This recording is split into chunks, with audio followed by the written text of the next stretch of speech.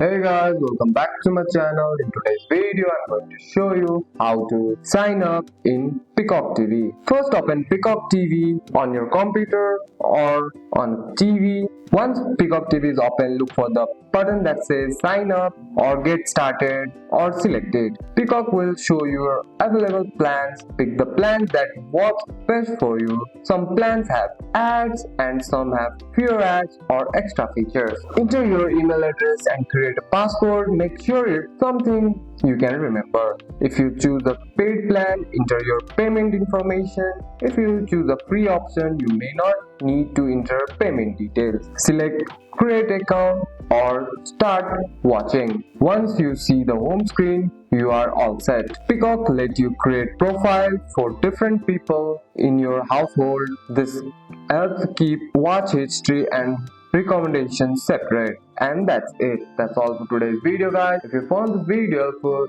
drop a like and subscribe for more videos. Thanks for watching. See you in the next one.